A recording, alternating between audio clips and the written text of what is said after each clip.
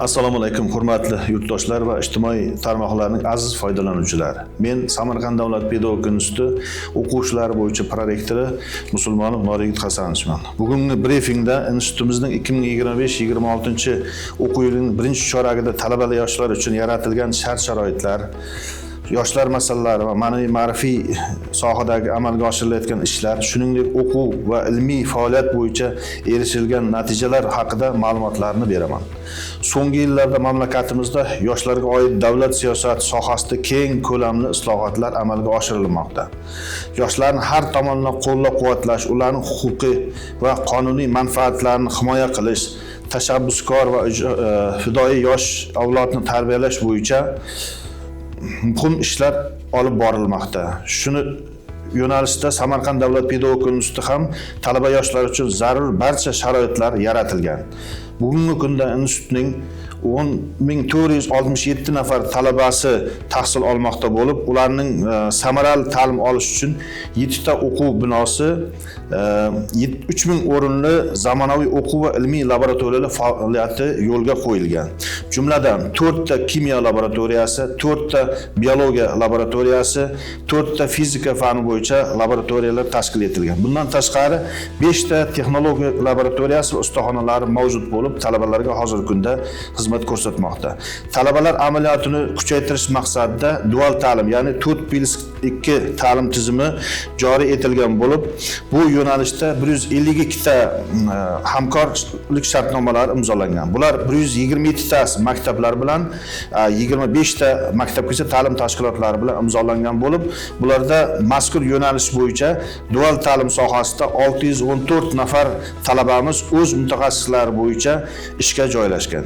2024-25 o'quv yilida 17 ta ta'lim yo'nalishi bo'yicha institutni 2377 nafar bitiruvchi talabasi tamomlagan bo'lib, ulardan 1859 nafar, ya'ni 75% bandligi to'liq ta'minlangan.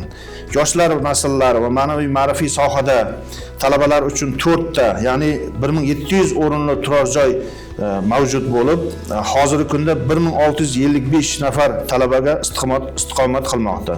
Bo'sh vaqtni mazmunli o'tkazish maqsadida turli fan to'garaklari, musobaqalar, tanlovlar, ijodiy mashg'ulotlar tashkil etilgan. Ulardan ayrimlarini misol qilib keltirishimiz mumkin. Masalan, Productive Weekend, ya'ni talabalar dam olish kunlarini mazmunli o'tkazish uchun demak loyiha ishlaydi. Coffee Times Talk, ya'ni taniqli adiblar, sanatorlar va tadbirkorlar bilan ochiq muloqotlar o'tkazish. Ya'ni 1 soat foydali vaqt kursi bo'yicha xorijiy tillar, sport san'ati va kitobxonlik rag'batlantirish tashabbusi yo'lga qo'yilgan. Yoshlar bog'i, ya'ni talabalar tashabbusi bilan institut hududida tashkil etilgan bo'lib, bu talabalarning to'liq hozirgi kunda foydalanish imkoniyatiga ega. Tasviriy va amaliy san'at markazi talabalar ijodiy ishlarini tijoratlashtirish markazi tashkil etilgan. Shuningdek, talabalarning faoliyatini baholovchi onlayn platforma hamda individual portret tizimi joriy etilgan. Shuningdek, talabalarning faoliyatini baholovchi bugungi kunda yoshlarimiz xalqaro va respublika miqyosidagi tanlovlarda, sport musobaqalari va fan olimpiadalarida faol ishtirok etishmoqda. Jumladan, institutimiz talabalaridan 58 nafar talaba xalqaro sport musobaqalari g'olibi va sovrindori bo'lib hisoblanadi. 86 nafar talabamiz esa respublika sport musobaqalari g'olibi va sovrindori bo'lib hisoblanadi. 23 nafar talaba esa respublika va xalqaro fan olimpiadalari g'olib va sovrindori bo'lib hisoblanadi. 13 nafar talabamiz esa prezident va nomdor respublika stipendiyalari va davlat mukofotlari sovrindori bo'lib hisoblanadi. Ilmiy faoliyat bo'yicha institutimizda 376 nafar professor o'qituvchi hozirgi kunda faoliyat yuritmoqda. Ulardan Malayziya, Turkiya, Rossiya, Hindiston, Tojikiston, Qozog'iston, Ozarbayjon va Finlandiyadan kelgan xorijiy mutaxassislar ham hozirgi kunda institut talabalariga ta'lim bermoqda. Talabalarning ilmiy salohiyatini oshirish maqsadida Fan va ta'lim integratsiyasi jurnali nashr ettiriladi. 7 ta respublika va 6 ta xalqaro ilmiy konferensiyalar o'tkazildi.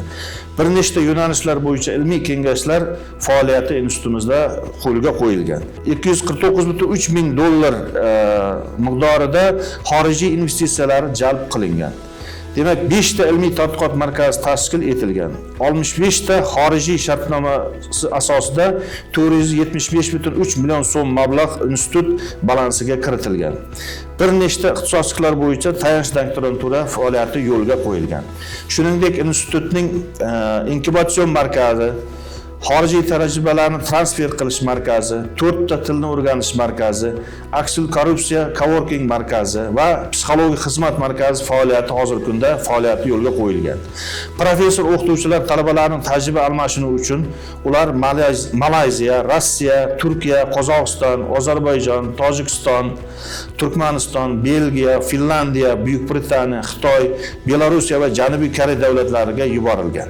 Hurmatli ishtirokchilar, bugungi brifing davomida Samarqand davlat pedagogika institutining 2025-26 o'quv yilining 1-choragida amalga oshirilgan ishlar va erishilgan natijalar haqida ma'lumot berdik. Kelgusida bu yo'nalishdagi ishlarni yanada kuchaytirish, ta'lim jarayonini zamonaviy texnologiyalarni keng joriy etish, yoshlar uchun yangi imkoniyatlarni yaratish, ilmiy faoliyatni yanada rivojlantirishga alohida e'tiborni qaratamiz. Ishonamizki, birgalikdagi sa'y-harakatlarimiz natijasida Samarqand davlat pedagogika instituti nafaqat mintaqamizda, balki butun mamlakatimiz miqyosida ham ilg'or ta'lim va ilm markazlaridan biriga aylanadi. E'tiborlaringiz uchun rahmat.